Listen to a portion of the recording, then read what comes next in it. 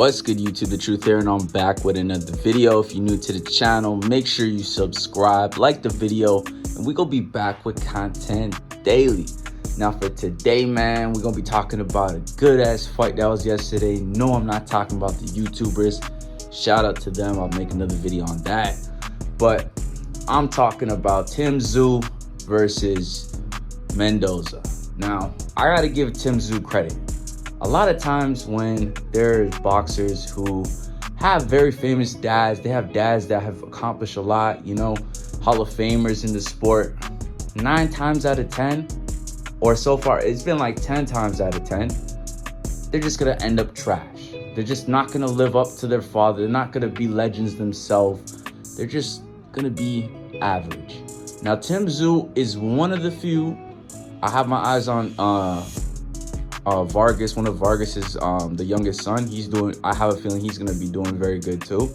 But Tszyu is the most accomplished, and he is breaking that curse single-handedly. Now, I haven't been very high on Tszyu, mostly because I didn't see him fight any good guys. Okay, the old Campbell, I'm like, okay, it's old Campbell.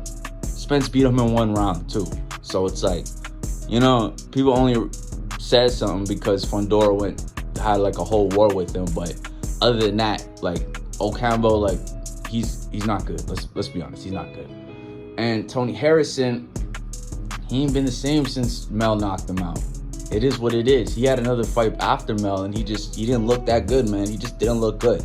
So, and he was like inactive too after that. He looked like he's Alicia's trainer, so it's like he's not even full time into his boxing. So it's like, you know, I can't really give that win like too well. And I know I seen footage of Tszyu getting knocked down, but he ended up winning. But this fight was a good one for me because I know Mendoza, he's a strong, good fighter. Okay, he beat Fondora, and I was pretty high on Fondora too when he knocked him out. So, you know, he kind of fucked that up for me. But, you know, still, he's a good fighter. So, me personally, the way I scored the fight, Tszyu started very slow. You know, he was very calm. He gave me a lot of Canelo vibes, Gervonta vibes. You know, he knew he was the harder hitter, so, you know, he can take his time. He gave up a few rounds. I gave Mendoza like 4 rounds, but after he started stepping up the pace and breaking Mendoza down, it was wraps. Like, he was beating the dog shit out of him. And it was a pretty good performance, I'm not gonna lie.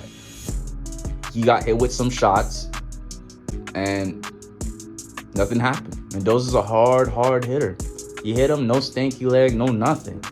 Okay, so it brings me to believe that his knockdown before was a flash knockdown. So I'm not taking too much away. I'm not weighing that too much. So that was a good sign for Tszyu. I like that. He showed he had a good chin. He dominated. He got a good win. Now, what's next is the Jamel fight.